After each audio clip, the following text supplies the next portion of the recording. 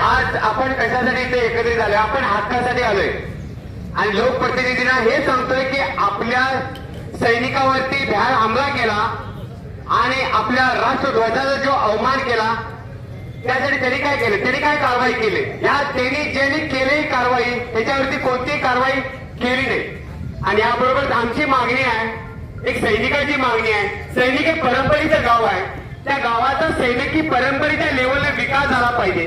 आम्ही काय मागतो, मुलांना खेळासाठी ग्राउंड पाहिजे, त्यात सर्वांची मुलं खेळतील. एक केंद्रीय विद्यालय पाहिजे. सदरग्याजवळ एक केंद्रीय विद्यालय होत आहे कर्नाटकामध्ये आणि कोल्हापूर जिल्हा, सातारा जिल्हा, सांगलीमध्ये केंद्रीय विद्यालय नाही.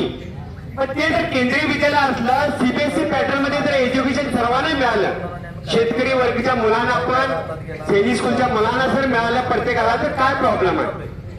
आज 5 ते 6 गाव आहे, तिथं पूर येतो.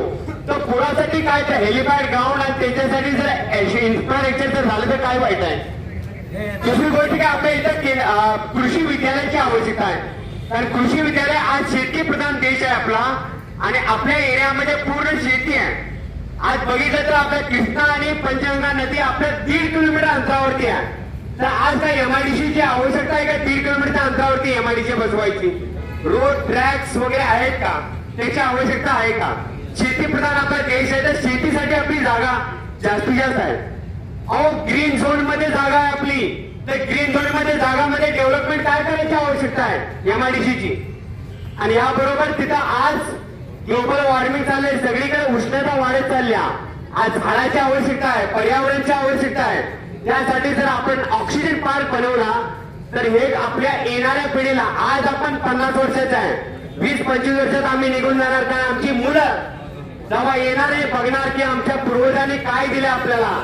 फक्त पर्यावरण, दूषित पर्यावरण, हवा पाणी जमीन खराब करून दिलं तर त्यांनी काय म्हणणार, तर त्यांच्यासाठी हवा पाणी जमीन आणि चांगलं स्ट्रक्चर आणि 120च एकर आहे.